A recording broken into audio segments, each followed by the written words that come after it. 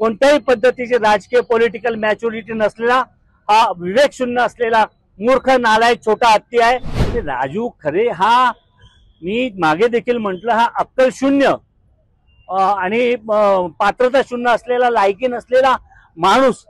त्याने मागच्या निवडणुकीच्या वेळी स्थानिक नेत्यांना 15 करोड रुपये त्यांनी त्या ठिकाणी दिले आणि ते 15 कोटी रुपये देऊन त्याने राष्ट्रवादी काँग्रेस पार्टीच्या स्थानिक नेत्यांना विकत घेतलं आणि त्या पद्धतीने त्याने ते तिकीट घेतली। त्याच्या मेरिटवर त्याला तिकीट मिळालेलं नाही। त्याने जो पैसा वाटला त्या पैशाच्या माध्यमातून त्याला तिकीट मिळाली आणि एमएमआरडीएचा अनिल कुमार गायकवाड नावाचा एक भ्रष्ट अधिकारी आहे। हा भ्रष्ट अधिकारी त्याला हा करोडो रुपयांचा पैसा देतो।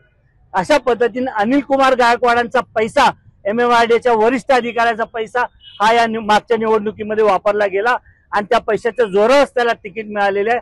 त्या पैशाचा माज आणि मस्ती अजूनही राजू खरेच्या डोक्यामध्ये आहे। कोणत्याही पद्धतीची राजकीय पॉलिटिकल मॅच्युरिटी नसलेला, हा विवेक शून्य असलेला मूर्ख नालायक छोटा हत्ती आहे। तर ह्याच्या भूमिकेने मोहोळ शहरवासियांना काही फरक पडत नाही। मोहोळ शहरातल्या लोकांना माहिती आहे की शरदचंद्रजी पवार साहेबांच्या नावावर आम्ही याला मतं दिली होती, याच्या नावावर मतं पडलेली नाहीत।